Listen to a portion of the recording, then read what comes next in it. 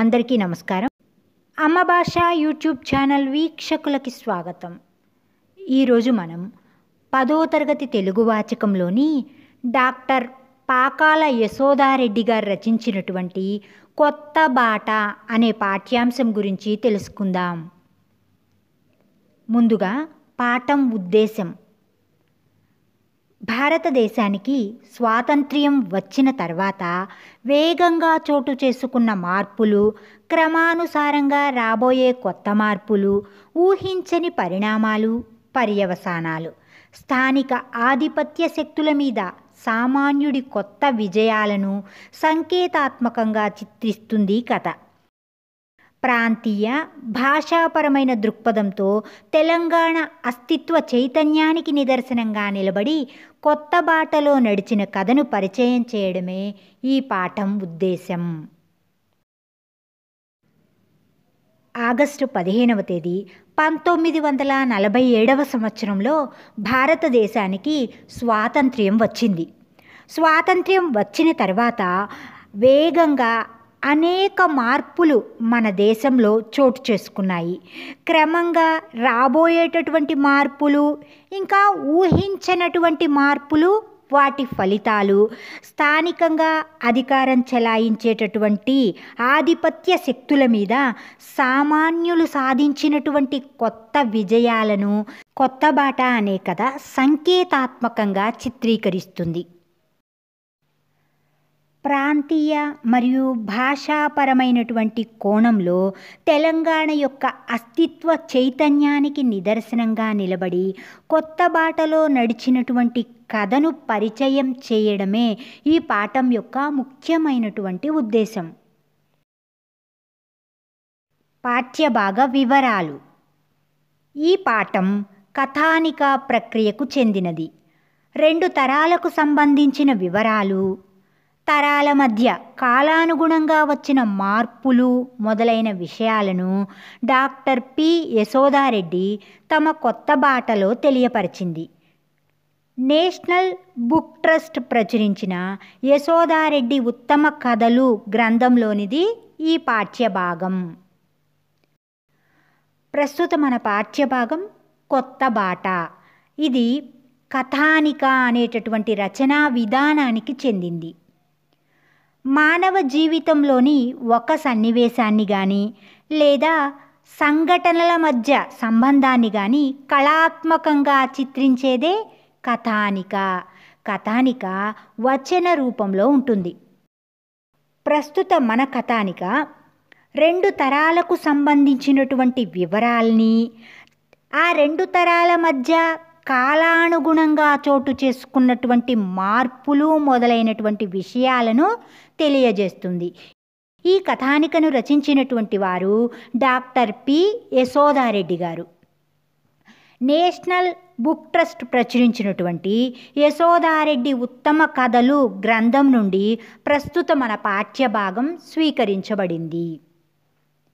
ఇక మన పాఠం యొక్క ఇతివృత్తం అంటే కథా వస్తువు సామాజిక చైతన్యం. రచయిత్రి పరిచయం. డాక్టర్ పాకాల యశోదారెడ్డి నాగర్ కర్నూలు జిల్లాలో భాగమైన బిజినేపల్లి గ్రామంలో జన్మించింది. తెలుగులో హరివంశాలు అనే అంశంపై పరిశోధన చేసి డాక్టరేట్ పట్టా పొందింది. ఉస్మానియా విశ్వవిద్యాలయంలో తెలుగు ప్రొఫెసర్గా పనిచేసింది. రాష్ట్ర అధికార భాషా సంఘానికి అధ్యక్షులుగా పనిచేసిన తొలి మహిళ. ఆంధ్ర సాహిత్య వికాసము, పారిజాతాపహరణ పర్యాలోచనము, ఎర్రాప్రగడ, కథాచరిత్ర వంటి పరిశోధనా గ్రంథాలను, మా ఊరి ముచ్చట్లు, యచ్చమ్మ కథలు, ధర్మశాల వంటి కథా సంపుటాలను, పరిశోధనా పటిమగల వ్యాసాలనెన్నో రాసింది. వీరి రేడియో ధారావాహిక కార్యక్రమం మహాలక్ష్మి ముచ్చట్లు ఎంతో ప్రజాదరణ పొందింది. తెలంగాణ భాషా సౌందర్యాన్ని తెలపడానికి కథను శక్తివంతమైన సాధనంగా మలుచుకున్నది. నాటి తెలంగాణ సామాజిక సాంస్కృతిక జనజీవన వైవిధ్యాన్ని తెలుసుకోవడానికి ఆనవాళ్ళు ఈమె కథలు. మన కొత్త బాట కథానిక రచయిత్రి డాక్టర్ పాకాల యశోదారెడ్డి గారు. ఈమె నాగర్ కర్నూలు జిల్లాలో భాగమైనటువంటి బిజినేపల్లి అనే ఊరిలో ఆగస్టు 8వ తేదీ 1929వ సంవత్సరంలో పుట్టారు.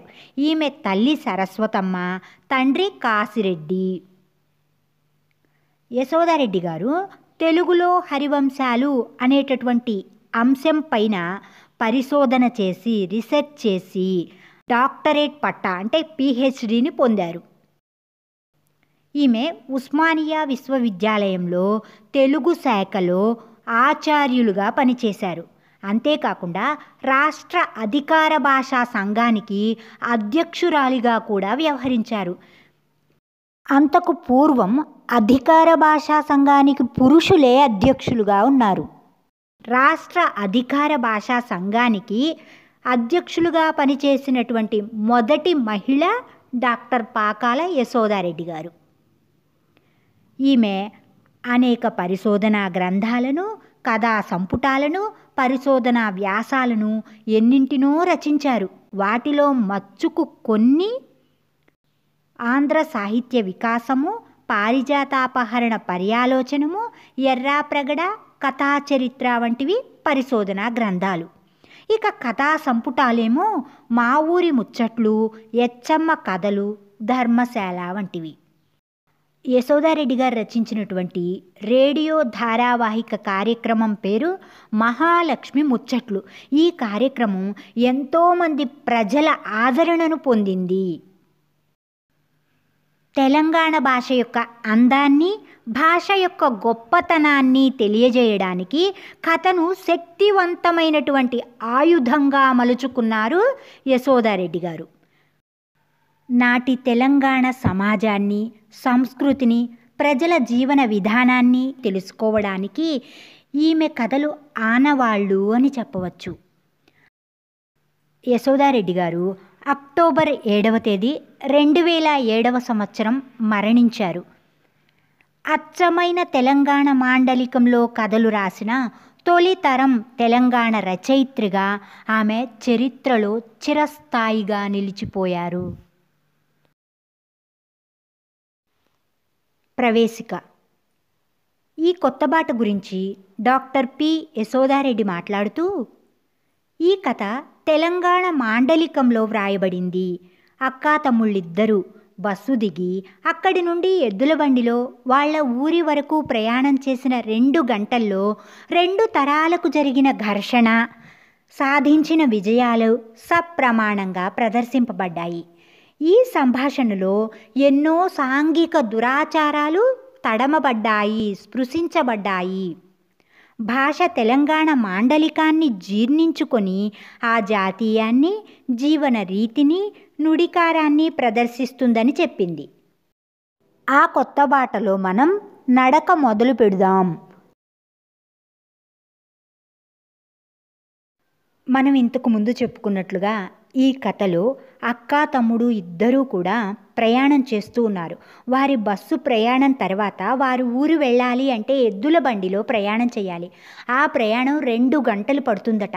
అప్పుడు తమ్ముడు ఒక దారి వెంట వెళదామని అక్కని అడుగుతాడు. అప్పుడు అక్క ఈ విధంగా అంటుంది, నేను రాన్రా తమ్ముడు, అది తరాల నాటి బాట, ఎప్పుడేసిందో ఏం కథనో, ఈ వానలకు వరదలకు ఏర్లు పొంగంగా అదెన్ని కయ్యలు కొట్టిందో, ఎన్ని గండ్లు పడ్డదో, కూసుంటే నడువులిరిగే, నడిస్తే కాళ్ళు బెనికనంట, ఒర్రెలల్లా వంపులల్ల వడి ఆ బాట పొంటి వడి నడవ నా శాతగా తండ్రి అంట. ఎంత చెప్పిన గాని వాని సెవ్వు మీద పేను వార్తేనా, నా మాటింటేనా, వాని పట్టు ఇడిస్తేనా. ఆ దారి ఎప్పుడో ప్రాచీన కాలంలో వేసినటువంటి దారట. కాబట్టి అక్క ఏమంటుంది తమ్ముడితో, తమ్ముడు నేను ఆ దారిలో రాన్రా, ఆ దారి ఎప్పుడో పురాతన కాలంలో వేసినటువంటి దారి, ఈ వర్షాలకు వరదలకు ఏర్లు ప్రవహిస్తూ ఉన్నాయి, ఆ దారి ఎన్ని కయ్యలు కొట్టిందో, ఎన్ని గండ్లు పడ్డాయో ఆ దారి వెంట అంటుంది. రోడ్డు మీద ఎక్కువ వర్షాలు పడితేనే మనకి గుంటలు పడతాయి. ఇంకా వరదలు కూడా వచ్చాయనుకోండి, ఆ రోడ్డు మీద ఏకంగా కాలువలే ప్రవహిస్తూ ఉంటాయి. అలా ఎన్ని కాలువలు ప్రవహిస్తున్నాయో, ఎన్ని గండ్లు పడ్డాయో ఆ రోడ్డులో ఒకవేళ మనం బండిలో వెళ్ళినప్పటికీ కూడా ఎద్దుల బండిలో కూర్చుని వెళ్తే నడుములు ఇరిగిపోతాయి. ఒకవేళ నడిస్తేనేమో కాళ్ళు బెణకగలవు. ఆ రోడ్డు ఎన్నో బీటలు వారిపోయింది, వంకర టింకరగా ఉంది. ఆ బాట వెంట నడవడం నాకు చేతగా తండ్రి, నా వల్ల కాదయ్యా అంటూ తమ్ముడికి చెప్పింది. ఎంత చెప్పినా కానీ ఆ తమ్ముడు వినిపించుకున్నాడా అంటే ఏమాత్రము వినిపించుకోలేదట. చెవు మీద పేను వార్తెనా అంటుంది. మన చెవు మీద పేను పాకుతుందనుకోండి, మనలో వెంటనే చలనం కలుగుతుంది. కానీ ఈ పాఠంలో అక్క చెప్తున్న మాటలు ఏంటి అంటే, తమ్ముడికి చెవి మీద పేను పాకితే కలిగేటంత చలనం కూడా కలిగలేదట. అందువలన అతను అక్క చెప్పినటువంటి మాటల్ని వినిపించుకోక తాను అక్కకు చెబుతూనే ఉన్నాడట. నా మాటలు వింటేనా, వాడు పట్టుదల విడిస్తేనా అంటుంది. అంటే తమ్ముడు పట్టిన పట్టు విడవలేదట. తాను వెళ్ళాలి అనుకున్న బాటలోనే వెళదామంటున్నాడు. తుమ్మ బంక అంటుకున్నట్లు ఎంటబడి, కాదక్క, మనూరికో కొత్త బాటేసినాం, నీవు చూసి మెచ్చిందాక కాదు అంట. ఒకటే పట్టు, మొండి పట్టు, జనిగ పట్టు. ఇదెక్కడి సోదా, వీడెక్కడి నక్షత్రకుడురా నాయనా అంట పైనమై బండెక్కి బయలుదేరిన. తోపొంటి ఊకున్నాడా లేదు, ఉల్లాసం బట్టలేక ఒక్కటే చెప్పుకుపోతుండడు, వసదాగిన పిట్టోలే. హరిశ్చంద్రోపాఖ్యానం అనే నాటకంలోని పాత్ర నక్షత్రకుడు. ఈ పాత్రను సృష్టించినటువంటి వారు గౌరన, తెలంగాణ కవి. విశ్వామిత్రుని శిష్యుడే నక్షత్రకుడు అనమాట. హరిశ్చంద్రుడి వద్ద అప్పు వసూలు చేయడానికి విశ్వామిత్రుని చేత నియమించబడినటువంటి వాడు. ఈ విషయమై హరిశ్చంద్రుని తిప్పలు పెట్టాడు నక్షత్రకుడు. ఎదుటివారి కష్టాలను పట్టించుకోకుండా పీడించేవాడి విషయంలో నక్షత్రకుడు అనేటటువంటి జాతీయాన్ని వాడతారు. తమ్ముడు అక్కని తుమ్మబంక అట్టుకుంటే ఏ విధంగా వదలదో ఆ విధంగా వెంటపడి, కాదక్క, మన ఊరికో కొత్త దారేశారక్క, అది నువ్వు చూడాలి, చాలా బాగుంది అని మెచ్చుకోవాలి, అంతదాకా నేను వదలను అనుకుంటూ ఒక్కటే పట్టు పట్టాడట. ఎలాంటి పట్టు అంటే మూర్ఖత్వంతో కూడినటువంటి పట్టు, మంకు పట్టు. ఇది ఎక్కడి వాగుడురా బాబు, వీడెక్కడి నక్షత్రకుడురా అనుకుంటూ అక్క ఆ దారి వెంట ప్రయాణం అయ్యి బండెక్కి బయలుదేరిందట. మార్గం అంతా కూడా మాట్లాడుతూనే ఉన్నాడట.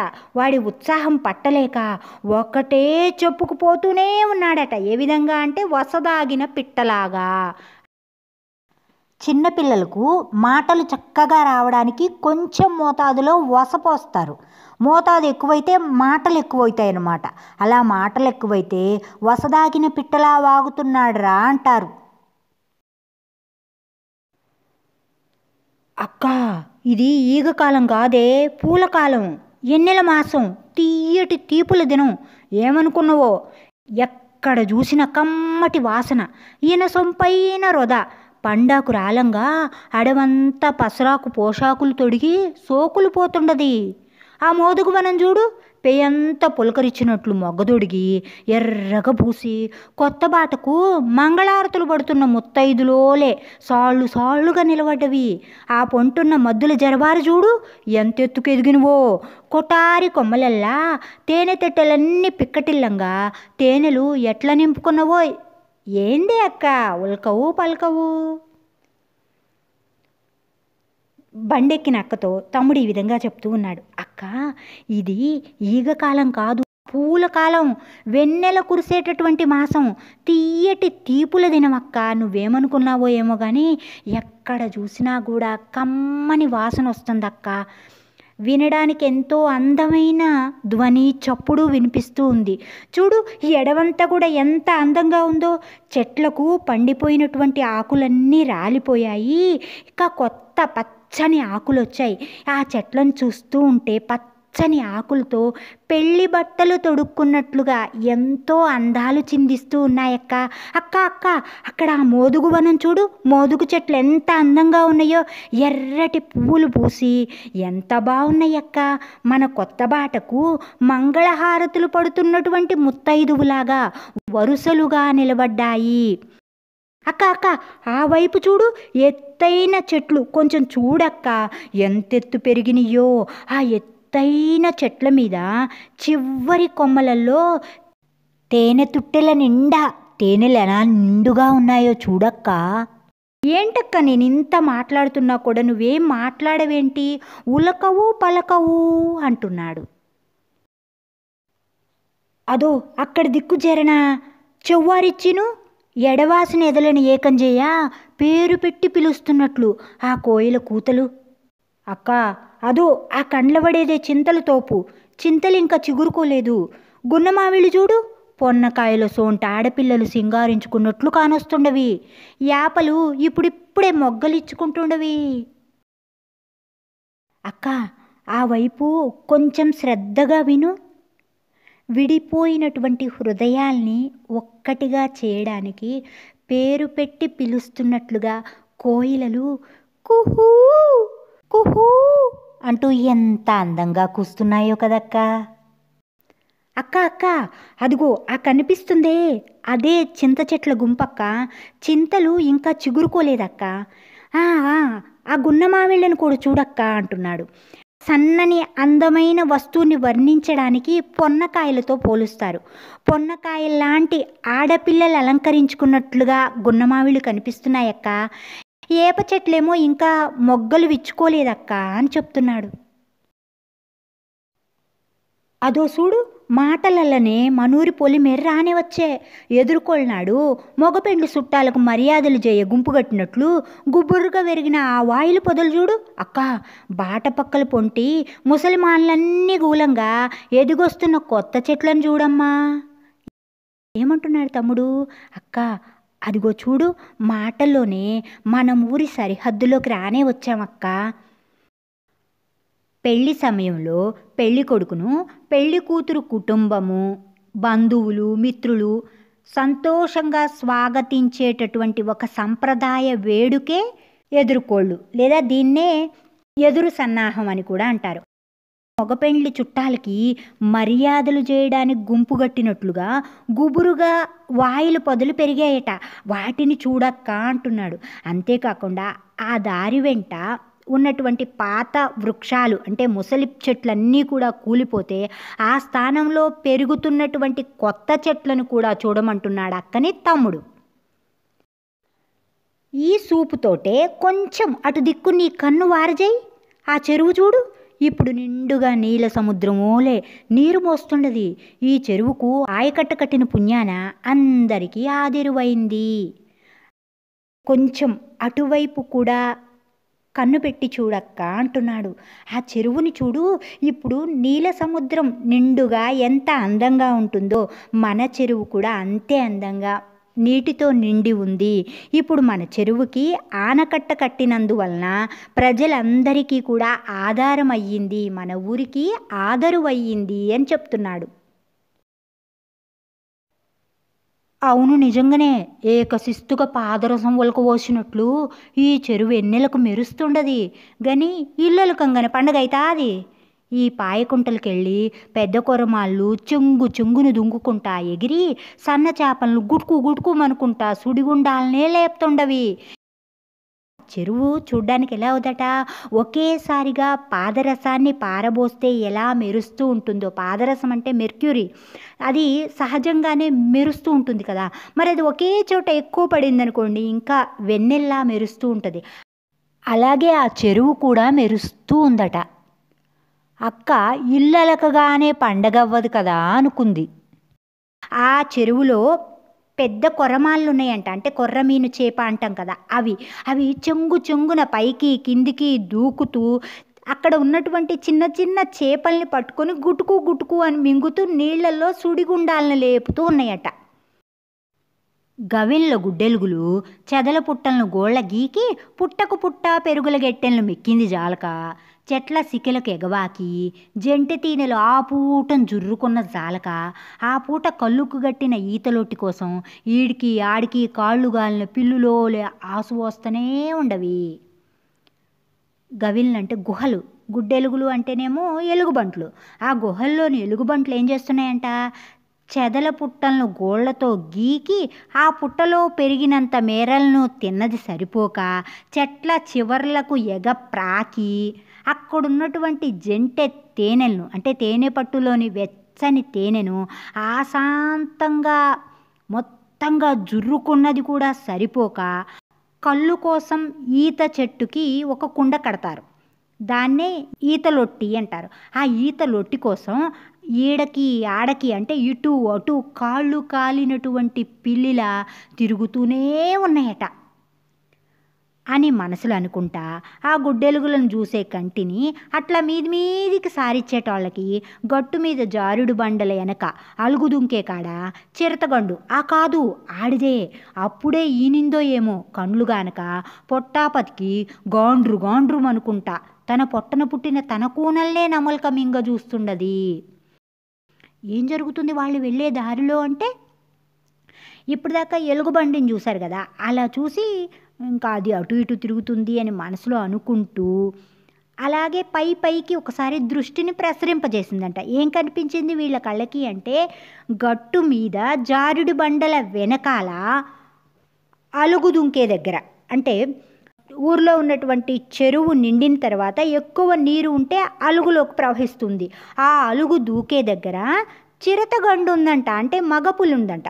కాదు ఆడదేనట, ఆడపులంట. అప్పుడే బిడ్డల్ని ప్రసవించిందంట. అప్పుడే ప్రసవించినప్పుడు దానికి కళ్ళు కనిపించవట. కాబట్టి కళ్ళు కనిపించక ఆకలి బాధని తట్టుకోలేక గాండ్రు గాండ్రు అనుకుంటా తన పొట్టన పుట్టినటువంటి తన పిల్లల్నే నమిలి మింగాలి అని ప్రయత్నించిందట. ఆ పక్కనే గొర్రెపోతును అమాంతం మందు గుడిగెలు మింగినట్లు అంటే మందు బిళ్ళలు మింగినటువంటి తాసుపాము సీకరి చెట్టుకు తీగోలే చుట్టుకున్నది. ఆ సీకరి చెట్టుకి తీగలాగా చుట్టుకుని ఉన్నదట తిన్నది అరగక. ఇంకా తర్వాత ఏం జరిగింది, తిన్నది అరగనటువంటి పూడువాము అంటే పింజర జాతికి చెందినటువంటి పాము గురిగింజలోలే గుడ్లు మిటుకును మిటకరించుకుంటా చుట్ట కుదురోలే అంటే బట్ట చుడితే దాన్ని చుట్ట కుదురు అంటాం, దానిలాగా చుట్టుకొని అతి గతి ఎరుగకుండా ఏమీ తెలియకుండా పడ్డది అంటే పడిపోయింది. ఆడాడ నక్కలు పొంచుకొని అదునుగాస్తున్న పాలిపెర గండ్ల పడతనే ఉండదు. అంటే అక్కడక్కడ నక్కలు దాక్కొని అదునుగాస్తున్నటువంటి గుర్తులు జాడలు వీళ్ళ కంటికి కనిపిస్తూనే ఉన్నాయి అంటున్నారు. నక్కలు జిత్తుల మారివి, తేరగా ఆహారం ఎలా దొరుకుతుందా అని చూస్తాయి. పొదల్లో నక్కుండి అదును కోసం చూసి సింహం పెద్ద పులి వంటి జంతువులు తినగా మిగిలినటువంటి జంతువుల మాంసాన్ని తినడానికి అదును కోసం కూర్చుని ఉంటాయి, కాచిపెట్టుకుని కూర్చుని ఉంటాయి అన్నమాట. మరి మా తిక్క సన్నాసి కొత్త బాటేసినాం, కొత్త దారి కొత్త మలుపు అంట పదం బాడతాడేంది? ఇదంతా నాకు తెలిసిన బాటనే, ఎన్నెండ్ల నుంచో తొక్కుడు పడ్డ బాట, ఇందుట్లా కొత్త ఏడుండది అంట అనుకున్నా కానీ నా మనసు నాకు బుద్ధి చెబుతున్నట్లు అనిపించింది. ఇంతకుముందు మనం చెప్పుకున్నట్లు దారిలో అన్నింటినీ చూసింది. అది చూసి ఏమనుకుందంటే మరి మా వెర్రిబాగుల తమ్ముడు కొత్త దారేసినాము, కొత్త బాటేసినాం, ఇది కొత్త మలుపు అనుకుంటూ పాట పాడాడు కదా, ఇదంతా నేను ఎప్పటి నుంచో చూస్తూ ఉన్నటువంటి దారే, నాకెప్పుడో తెలిసిన దారి, ఎన్నో సంవత్సరాల నుంచి అలవాటైనటువంటి దారి, ఇందులో కొత్త ఎక్కడుంది అనుకున్నదట. కానీ తన మనసు తనకు బుద్ధి చెప్తున్నట్లుగా మార్పు ఉంది అని హెచ్చరిస్తున్నట్లుగా అనిపించిందట. అయినా కాకున్నా కానీ మరీ ఇంత కరుగనితనం ఉండకూడదు, అంటే మార్పు వచ్చినా రాకపోయినా ఇంత కఠినత్వం ఉండకూడదు. పురాగా ఎలుతురుకు దడిగట్టినట్లు ఒక్క పచ్చరం బరవకూడదు, అంటే పూర్తిగా వెలుతురికి తెరకట్టినట్లుగా ఒక దుప్పటిని పరచకూడదు. యాదాన్ని మెచ్చకుండా మరంటే మరి రొమ్ముని ఎముకలు లెక్క పెడతానంటే ఎట్లా, రెండు కండ్లు తెరిచి నిదానంగా లోతులు వాటిచ్చి చూడాలే, యాది కనుమరుగైనా మరుగున పడి తప్పినట్లే కదా. నాకు ఎన్నటి నుండో ఎరుకున్న బాట అయితే మటుకు బాగైందా లేదా? బాట నడిసే కాలుకు రొంపంటుకోకుంటే కూసున్న కాడికొచ్చి కాళ్లకు రొచ్చు తాకుతుందా తగులుతుందా? ఎంత చెడ్డగని ఎంత బాగా బతికిన గని ఇంకో నాసరుతోటి మంది భుజాలెక్కి నడువుకుండా పయనం సాగితే చాలు. మనకు కావలసింది, మనం చూడవలసిందల్లా ఒకడు తన కాళ్ళ మీద తాను నిలబడ్డా లేదా అనేది. దేన్నైనా సరే మనం మెచ్చుకోకుండా ఉంటే, అనవసర విమర్శ చేస్తాను అంటే ఏ విధంగా కుదురుతుంది చెప్పండి? రెండు కళ్ళు కూడా తెరిచి నిదానంగా పరిశీలించి చూడాలి. ఏది కనుమరుగైనా కూడా అది దాగినట్లే, మరుగున పడిపోయినట్లే కదా. ఆమెకు ఎప్పటి నుండో తెలిసినటువంటి దారైనా మాత్రం బాగుపడింది కదా. ఆ నడిచే దారిలో కాలికి బురద అంటుకోకుండా ఉంటే చాలు. కూర్చున్నప్పుడేమో కూర్చున్న కాలికి బురద తగలకుండా ఉంటే చాలు అంటుంది. ఎందుకు? ఎంత బాగా బ్రతికినా కూడా వేరే వాళ్ళ సాయం తీసుకోకుండా ఉండాలి. ఎవరి భుజాలెక్కి మనం నడవకూడదు. మన కాళ్ళ మీద మనం నడవాలి. మన స్వశక్తితో మనం నడవాలి అంటుంది. ఎవరి మీదైనా ఆర్థికంగా మనం ఆధారపడ్డామనుకోండి, ఈ సమాజం మనల్ని చులకనగా చూస్తుంది, గౌరవం ఇవ్వదు. అదే మనం కష్టపడి మన కాళ్ళ మీద మనం ఆర్థికంగా నిలదొక్కునుంటే అందరూ కూడా మనల్ని గౌరవిస్తారు. ఎవరి కాళ్ళ మీద వాళ్ళు నిలబడాలి, ఎవరి స్వశక్తితో వాళ్ళు జీవించాలి అంటుంది అక్క. ఊర చెరువు దాటినం, మత్తడి దాటినం, మోతబరి రైతుల పసుల కొట్టాలు గానరావట్టివి. ఆ కొట్టాల్లా గడ్డివాములన్నీ ఇగిచెదరకుండా కుదురుగా మట్టసంగా ఉండవి. ఇంటి ముఖం బట్టిన ఎడ్లు లగేస్తుండవి. మా ఊరి ఎల్లమ్మ గుడొచ్చింది. ఆమె పసుపు బండార్లతోటి చెక్కు చెదరకుండా ఉండది. పూజారికి ఇష్టమాచార్ల ఇల్లు దాటినం. అక్క తమ్ముడు ఇద్దరు వాళ్ళ ఊరిలోని చెరువుని దాటారట. ఇంకా అలుగు కూడా దాటారు. ఆ తర్వాత వాళ్ళ ఊర్లో ఎక్కువ పొలాలున్నటువంటి మోతుబరి రైతుల పశువుల కొట్టాలు కనపడుతూ ఉన్నాయి. ఆ పశువుల కొట్టాల్లో గడ్డివాములు ఉంటాయి కదా, అవి చాలా అతిశయంతో కుదురుగా నిండుగా అందంగా ఉన్నాయట. ఎడ్లు ఇంటి ముఖం బట్టి పరిగెడుతూ ఉన్నాయి. ఆ తర్వాత వాళ్ళ ఊరి గ్రామదేవత ఎల్లమ్మ గుడొచ్చిందట. ఎల్లమ్మ పసుపు కుంకాలతో చెక్కు చెదరకుండా చక్కగా ఉందట. ఆ తరువాత గుడి పూజారి కిష్టమాచారుల ఇల్లు కూడా దాటారు. ఆ కండ్లవడేదే గోపాలరాయని భవంతి బొంగుల. ఈడికి బండి చేరింది అంటే సూపుకి గోడగట్టినట్లే. ఇందాక మరిసింది యాదికొచ్చినట్లు, మురిపాల వస్తువును గౌసంలో దాసినట్లు ఎవరి కంట్ల పడకుండా ఈ తేప కూడా మా తమ్మయ్య నొగల మీదకెళ్ళి చెంగున దుంకి కచ్రానికి ఎర్ర పరదాలు సింగారిస్తాడనుకొని నా పాపిట్ల సెదిరిన ఎంటికలు సక్కన దిద్దుకొని కొంగు నిండుగా సవరించుకున్నా. అసొంటి దాపరికప్పంలే అవి జరగలేదు. అంతకొస్తే ఆడ పరదాలున్న ఉనికి కూడా గండ్లబడలేదు. నా ప్రాణానికి కొత్తగా ఊపిరి పీల్చుకున్నట్లు అనిపించింది. అక్క తమ్ముడు ఇద్దరూ ప్రయాణం చేస్తున్నటువంటి ఎద్దుల బండి గోపాలరాయని భవంతి దగ్గరకు వచ్చింది. ఇక అక్కడికి వచ్చింది అంటే చూపుకి గోడగట్టినట్లే అంట. అంటే ఇక అక్కడి నుంచి ఏమీ కనిపించదు. ఇందాకటి నుంచి మర్చిపోయినటువంటి విషయం జ్ఞాపకానికి వచ్చినట్లుగా, చక్కని అందమైన వస్తువుని దిండు గలీబులో దాచినట్లుగా ఎవరి కంటికి కనిపించకుండా ఈసారి కూడా వాళ్ళ తమ్ముడు బండి కొయ్య మీదకెళ్ళి గబుక్కున దూకి బండికి ఎర్రని తెరలు అలంకరిస్తాడు అనుకుని ఆమె పాపిట్లో చెదిరినటువంటి వెంట్రుకల్ని చక్కగా సరిదిద్దుకొని నిండుగా పైట కొంగుని సవరించుకుని ఉంది. తమ్ముడు పరదా వేస్తాడు అని అనుకుంది కదా, అలాంటి పనులు ఏవీ కూడా అక్కడ జరగలేదట. ఆ మాటకొస్తే ఆ బండికి తెర ఉన్నట్లుగా కూడా ఈమెకి అనిపించలేదు. ఆ కొత్తదనం ఆమె ప్రాణానికి చాలా కొత్తగా ఊపిరి పీల్చుకున్నట్లుగా అనిపించింది. గ్రామంలో పెద్దింటి ఆడవాళ్ళు సామాన్యుల కంటికి కనబడకుండా ఉండడం కోసం వాళ్ళు ప్రయాణం చేసే బండ్లకు తెరలు కట్టే ఆచారం ఉంది. ఇప్పుడు తమ్ముడు తెర కట్టకపోయేసరికి అక్కకు కొత్తగా అనిపించింది. పెండ్లి సూపుల నాడు పిల్లగానోళ్ళు పెండ్లి పిల్లను గోటి కొన్నుండి సిక్కేళ్ళ చూసినట్లు నేను మా ఊరిని చూడబట్టిన నా కంటెదురుంగనే రచ్చకట్ట. కందెరుగని మనుషులోలే మా రచ్చకట్ట రాగి చెట్టు రెండు ఒకదాన్నిడిసి ఇంకోటి ఉండదన్నట్లు ఒకదానికోటి తోడంట దీటుగా నిలబడ్డవి. అదేం చిత్రమో గాని ఈసారి చూడు చూడుమంట మా రచ్చకట్ట కింద అన్ని చెప్పులే కుప్పలైనవి. ఎప్పటి తీరుగా ముచ్చెల కన్నా కిందై ఓరగా కూసుండే మనుషులు మటుకు కానరాలేదు. ఇదేం ముంచుకొచ్చే మా ఊరికి, ఇది కలనా మాయనా అంట నిదానిచ్చి చూసేటాళ్ళకి వాళ్ళల్లా ఒకరో ఇద్దరో రచ్చ మీద కూసున్నట్లు కానొచ్చిండ్రు. నా కండ్లను నాకే నమ్మబుద్ధి కాలేదు.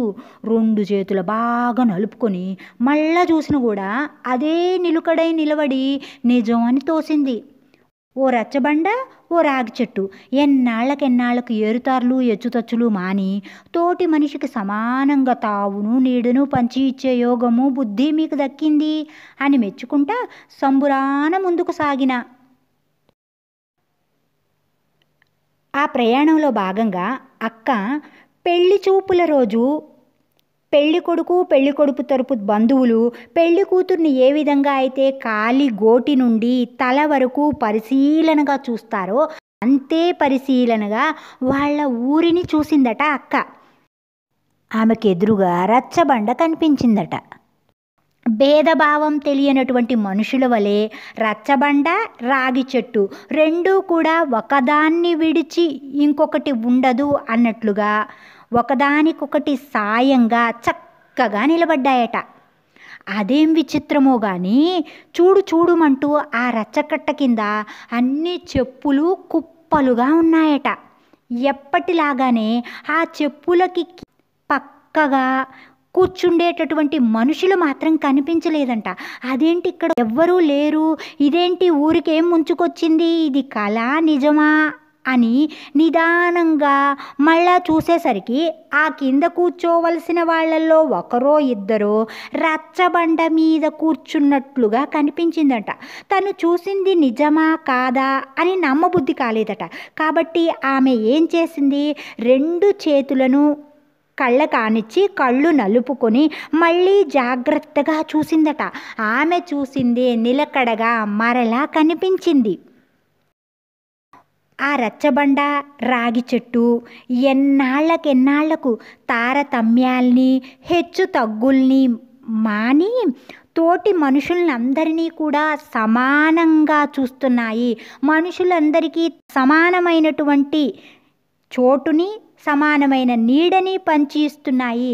ఆహా మీకెంత మంచి బుద్ధి కలిగింది అని మెచ్చుకుంటూ సంతోషంగా ముందుకు సాగిందట. ఇంతకు ముందు మోతుబరి రైతులు, యజమానులు, కారణము పటేలు ఇలాంటి వాళ్ళు మాత్రమే రచ్చబండ మీద కూర్చొని వాళ్ళ చెప్పులు కింద విడిస్తే ఆ చెప్పుల తరువాత మిగిలినటువంటి వారు వెనుకబడిన కులాలు కావచ్చు, ధనపరంగా తక్కువ స్థితిలో ఉన్నటువంటి బడుగు బలహీన వర్గాల వాళ్ళు కూర్చునేవారట.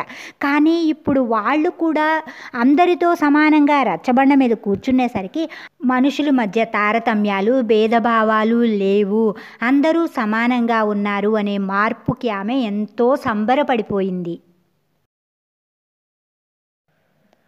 బండి సాగిపోతూనే ఉండదు. ఇంకా గోపాలరాయని బంగ్లా వెంటనే ఆయన బామ్మరిది రంగరాయని రెండంతస్తులు గచ్చు భవంతి ఊరంతటికీ కులపెద్దనంట నెత్తి ఎత్తుకొని నిలబడట్టుగా గానొచ్చింది. మరెన్నడు లేంది ఆ భవంతి బంకులేమో దిగుళ్ళల్లా దీపాలు ఎలుగతలేవు. నేను చూస్తున్నది పొద్దుమా పోటునే గాని ప్రమిదలన్నీ చమురు నిండుకోంగా దుమ్ము కొట్లాడుతుండవి. ఇల్లంతా పాడుగొట్లాడినట్లు కళదప్పిదో అంటుండది.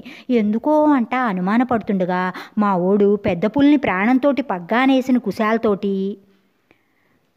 అక్క తమ్ముడు ప్రయాణం చేస్తున్నటువంటి బండి సాగిపోతూ ఉందట.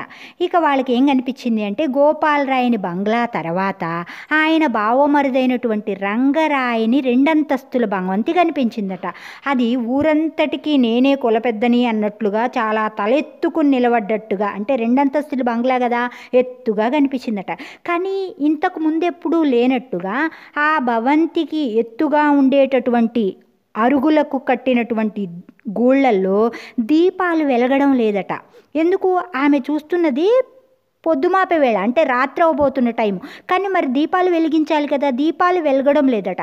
ప్రమిదలలో ఏమో పూర్తిగా నూనె నిండుకుని ఉందంట. అంటే నూనె ఏమాత్రం లేదు.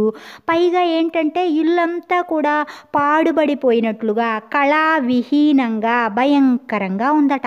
ఎందుకు ఇలా ఉందో అని అనుమానపడుతూ ఉండగానే ఆమె అనుమానం తమ్ముడికి అర్థమయ్యి వాడు ప్రాణాలతోనే పెద్ద పులిని పట్టుకున్నంత సంబరంగా ఉత్సాహంతో ఈ విధంగా చెప్తున్నాడు. అక్క, ఇన్నాళ్లకు మనూరికి పట్టిన మిత్తి దొరసాని అదే పెద్దమారెమ్మ పేరు లేకుండా ఊడుసుకుపోయింది. మన ఊరోళ్ళంతా ఇప్పుడిప్పుడే తెలివి తెలిసి మిత్తి పూజ మీదనే మిద్దెలు మోపి శ్రీమంతుడైన రంగరాయని మీద మళ్ళిబడి ఆయనకే పంగనామం పెట్టిండ్రు. దాంతో ఆయన దిమ్మ తిరిగి చెప్పుకుంటే సిగ్గువాయే, మూసుకుంటే ప్రాణం బాయనంట. ఇరుకుటాన పడి కుడితిల పడ్డ ఎలక తీరుగా తండ్లాడిన గాని ఉపాయం తోసక పెండ్లాం పిల్లలు తీసుకొని చుట్టాల మార్గం అంట రంగాపురం చేరిండు. తమ్ముడు హుషారుగా ఏం చెప్తున్నాడు? అక్క, ఇన్ని రోజులకు మన ఊరికి పట్టినటువంటి పీడ తుడిచిపెట్టుకుపోయిందక్క. మన ఊళ్ళోని వాళ్ళందరూ కూడా ఇప్పుడే బాగా తెలివి తెలుసుకొని ఉంటున్నారు. అంటే తెలివిగా ఉంటున్నారు. మృత్యువు మీద అంటే సమాధి మీదే భవంతులు కట్టేటటువంటి శ్రీమంతుడైన ఆ రంగరాయని మీద వీళ్ళు తిరుగుబాటు చేసి ఆయన తప్పుల్ని సరిదిద్దారు. ఆయనకే పంగనామం పెట్టారు. దాంతో ఆయన దిమ్మ తిరిగిపోయి చెప్పుకుంటే సిగ్గుపోతుంది, మూసుకుని ఉంటేనేమో నా ప్రాణమే పోతుంది అని ఇరకాటంలో పడి కుడితిలో పడినటువంటి ఎలుకలాగా పెనుగులాడి ఉపాయం తోచక ఏం చేశాడు చివరికి అంటే భార్య పిల్లలతో కలిసి చుట్టాల ఊరైనటువంటి రంగాపురానికి వెళ్ళాడట. ఈ రంగరాయుడు చిన్న సన్నోడు గాడే. ఈ పసికారు రెండెరగక నివురుగప్పిన కొరివితోటి నెత్తిగోక్కుంటలేరు కదా. ఏమో మనసు ఉట్టి ఊగినట్లు ఊగింది.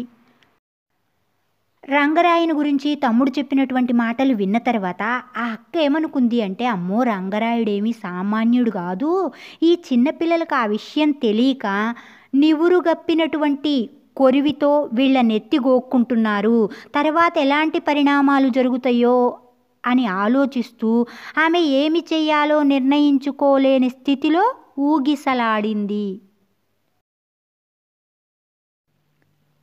బండి మా పాలొండ్ల ఇండ్ల కాడికి వెళ్ళి సాగుతుండది. ఇప్పుడు మా బావ పోలీస్ పటేల్ పాపిరెడ్డికి సాగుబాటు సరిగా లేదంట. సూచాయిగా ఇన్నా. మరి ఆయనేం పచ్చపోస గనకనా? రంగరాయని కుడి ఎడమ అంతే, సేరుకు సవసేరుద్ది. ఊళ్ళో ఒకడిని ఎక్కిచ్చి ఒకడిని దించి ఇద్దరిని ఎదుగనీయకుండా ఎప్పటి సిగలు అప్పుడే గత్తిరిచ్చే విద్యలు ఈ అయ్యలకు పొత్తిళ్ళ నాడే అబ్బుకొచ్చినవి. అవును గని హనుమంతరాయుడు ఆయన నోట్ల నాలుగు సింగోటం వీళ్ళు మరి అనుకుంటున్న మాటను పసిగట్టిన ఆ తమ్ముడు వీళ్ళు ప్రయాణం చేస్తున్నటువంటి బండి వీళ్ళ పెదనాన్న చిన్నాన్నలు వాళ్ళ పిల్లల ఇండ్లు దాటి సాగుతూ ఉందట. అప్పుడే గుర్తొచ్చింది అక్కకి. ఏంటి అంటే వీళ్ళ బావ పాపిరెడ్డి పోలీస్ పటేలట. ఆయనకి ఇల్లు గడవడం కష్టంగా ఉంది అని చూచాయగా విన్నదట. ఎందుకంటే ఆయనేమీ సత్యవంతుడు కాదట. రంగరాయని గురించి చెప్పుకున్నాం కదా, రంగరాయనికి ఈయనకి పెద్దగా తేడా ఏమీ లేదట. రంగరాయుడు సేరైతే ఈయన సవసేరు లాంటోడు. సేరుకు సవసేరు జత కడుతుంది కదా అంటుంది. ఊళ్ళో వీళ్ళిద్దరూ కలిసి ఒకళ్ళని పైకెక్కించి ఒకళ్ళని కిందికి దించి ఇద్దరిని ఎదగనీయకుండా అంటే ఇద్దరిని పెరగనీయకుండా పైకి రానీయకుండా ఎప్పటి జుట్టు అప్పుడే ఎప్పటి పిలకలు అప్పుడే కత్తిరించే విద్యలు ఈ ఇద్దరికీ కూడా పసితనంలోనే అబ్బుకొచ్చాయి అని అంటుంది. హనుమంతరాయుడు ఇక ఆయన నోట్లో నాలుక సింగోటము వీళ్ళు ఏమైపోయారా అనేటటువంటి అనుమానం వస్తుంది. దాన్ని పసిగట్టినటువంటి తమ్ముడు ఈ విధంగా చెప్తున్నాడు. అక్క, ఆ కుటిలవాజు హనుమంతరాయుడు కడుపుల ఎసం నాలుకని తీపితోటి నగుకుంటా గొర్రెదాటు మంది గొంతులకు ఊరులు తగిలిస్తుండే. నక్కతంతుల సింగోటం ఉన్నది లేనిది దప్తరంలో ఎక్కిస్తుండే.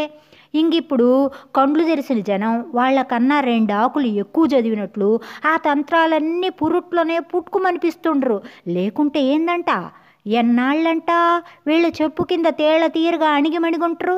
సన్నకారు మంది అంత ఇప్పుడు అయిన దానికి కాందానికి కయ్యాలకు దిగి కుస్తీపట్లు పట్టి నెత్తురు కండ్ల చూసుకొని పంచాయతీలు పడి ఆ పంచాయతీదారులకు అప్పు సప్పు చేసి దండుగులు కట్టడం లేదు. ఏ వాడని పంచాయతీ ఆ వాడనే తీర్పులు జరుగుతుండవి.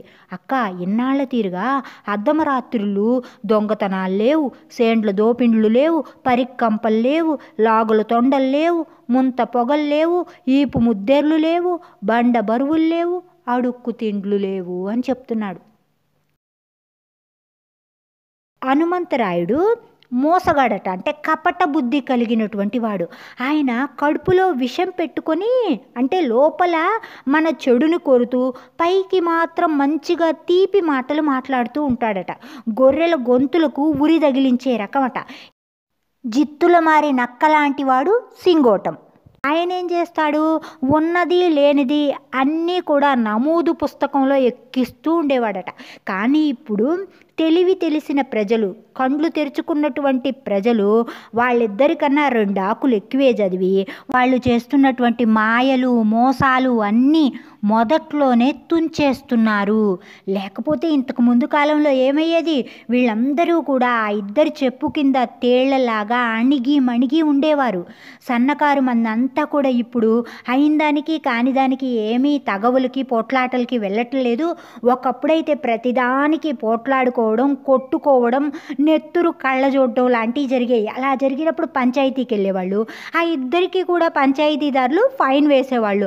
ఆ దండుగులు కట్టుకోలేక చాలా కష్టపడేవాళ్ళు. కానీ ఇప్పుడు అలా ఏమీ జరగటం లేదు. ఏ వాడన జరగాల్సినటువంటి పంచాయతీ ఆ వాడనే జరుగుతుంది. అక్కడే తీర్పులు జరుగుతున్నాయి. ప్రజల ఆలోచన విధానాల్లో మార్పు వచ్చింది.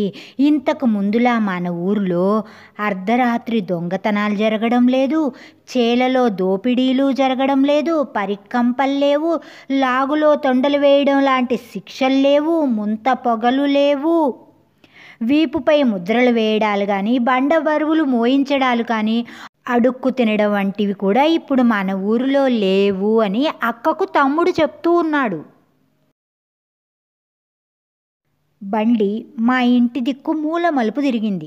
ఆడ మా పెదమామ ఇంటి పొంటి ఉన్న గరిసెలేండ్లల్లా దీపాలు వెలిగినట్లు, 4 మనుషులు మెసిలినట్లు జలకల గలగల సప్పుడు వినిపించింది.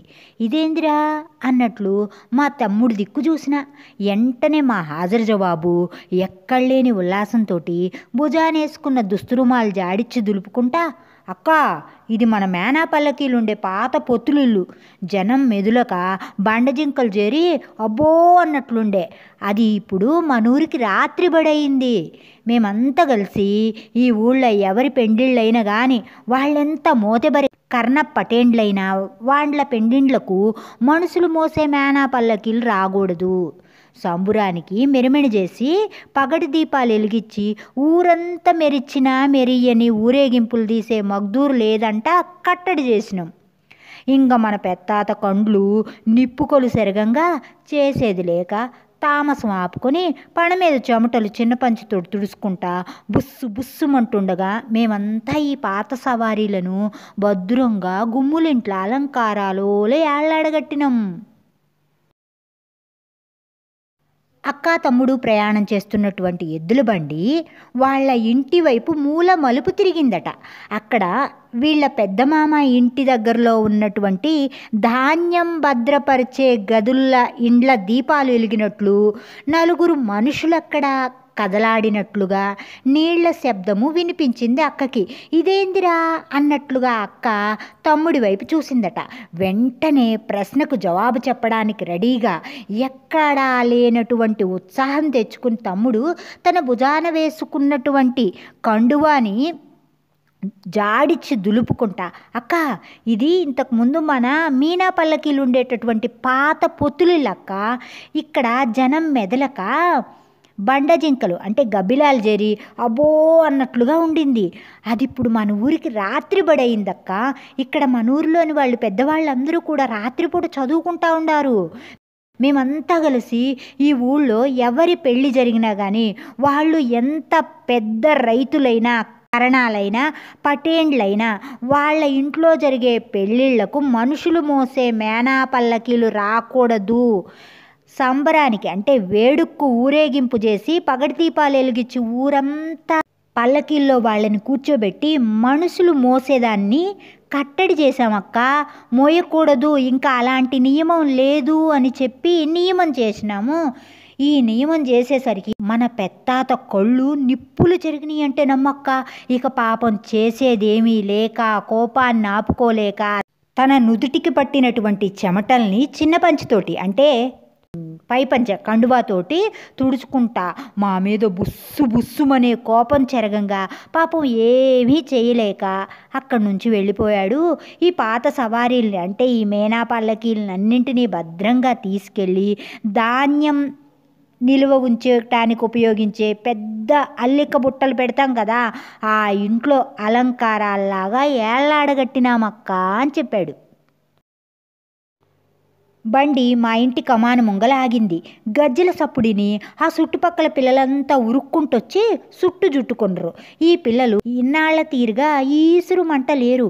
ఇప్పుడు సీమిడి ముక్కులు లేవు, సింపులు లేవు, సీరపేండ్లు లేవు, ఊరగాళ్ళు లేవు, ఊడ్సు కండ్లు లేవు. పిల్లలందరూ దోస పండ్లోలే, ఉంకు చెండ్లోలే కళకళలాడుతుండ్రు. ఎద్దుల బండి వీళ్ళ ఇంటి ప్రవేశ ద్వారం దగ్గర ఆగింది. ఆ అక్క గజ్జెల చప్పుడు విని ఆ చుట్టుపక్కల ఉన్నటువంటి పిల్లలంతా కూడా పరిగెత్తుకుంటూ వచ్చి అక్కను చుట్టుముట్టారట. పిల్లలు ఇంతకు ముందు వలె నీరసంగా లేరు. ఇప్పుడు వాళ్ళకి చీవిడి ముక్కులు కూడా లేవు, చినిగిపోయిన బట్టలు వేసుకోలేదు, మురికి బట్టల్లో ఉండేటటువంటి క్రిములు కీటకాలు వాళ్ళ బట్టల్లో లేవు, వంకర కాళ్ళు లేవు, పుసులు కారే కండ్లు లేవు. పిల్లలందరూ కూడా దోస పండు వలె నవనవలాడుతూ ఎగిరే బంతుల్లా కళకళలాడుతూ ఉన్నారట. అంటే అందరూ కూడా పరిశుభ్రంగా ఆరోగ్యంగా ఉన్నారు. ఇది కూడా ఒక మంచి మార్పు. బండి దిగి బంకులు దాటి ఇండ్లకు నడిచిన, అలవాటు చొప్పున బాయికాడి గచ్చుళ్లకు నడిచిన, ఆడ ఎప్పటి తీరుగా కండ్లు బయట బంకుల్లోకి సారిచ్చి ఓ చేత సెంబు ఓ చేయి నడుమును పెట్టి ఒయ్యారంగా ఓనమాలు నిలవడలేదు.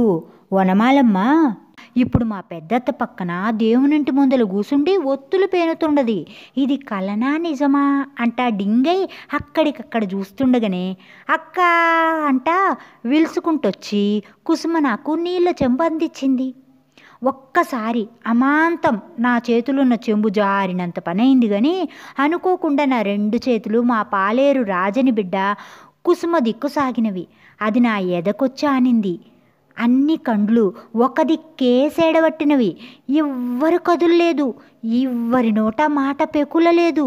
మా బాయి దగ్గరున్న తరాల నాటి కారుమల్లె మొద్దు అనుకోకుండా మళ్ళా ఈనాటికి సిగురేసి సిగ్గారి తీరుగా వన్నెలు పడుతుండది.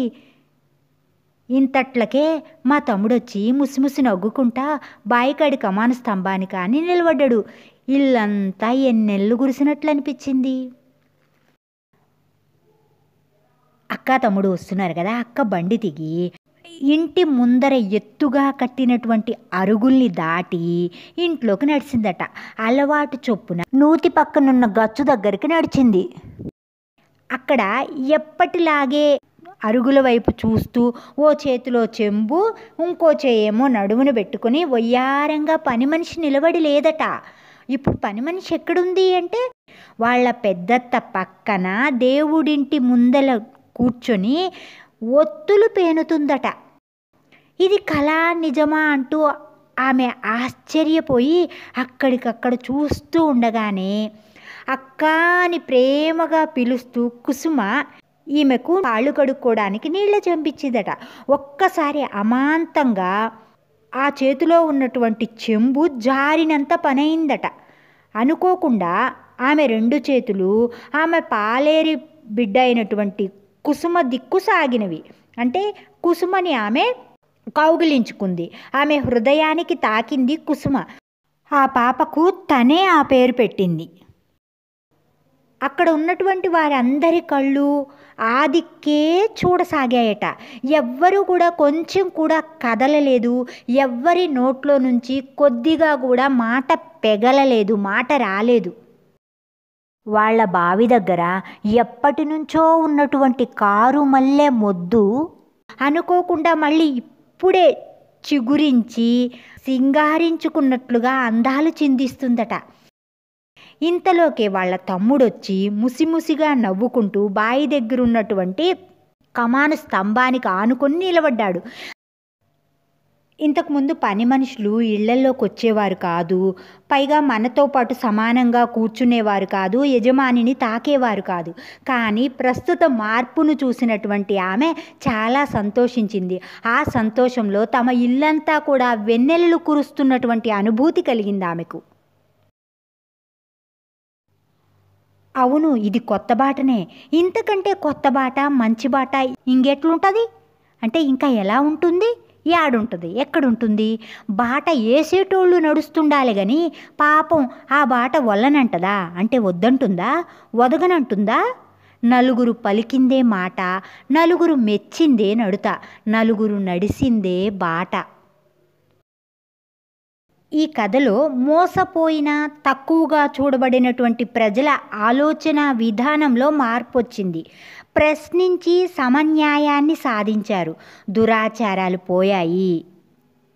కొత్త జీవన విధానాన్ని అనుసరించడం కొత్త బాట అవుతుంది. పాఠం విన్నారు కదా. మరొక్కసారి కొత్త బాట పాఠంలో పల్లెలో వచ్చిన మార్పుల్ని చూద్దాం. నాడు పల్లెల్లో అగ్రకులాల వాళ్ళు మాత్రమే ఊరి రచ్చబండ పైన కూర్చునేవాళ్ళు. మిగతా వాళ్ళందరూ కూడా కింద కూర్చునేవాళ్ళు. అవసరాలకు అప్పు తీసుకుని వడ్డీకి వడ్డీ చొప్పున డబ్బులు కడుతూ బానిసత్వంతో బతికేవాళ్ళు. తక్కువ డబ్బులకే కూలి పనులు, చేతి వృత్తి పనులు, పల్లకీలు మోయడం వంటి పనులను చేసేవాళ్ళు.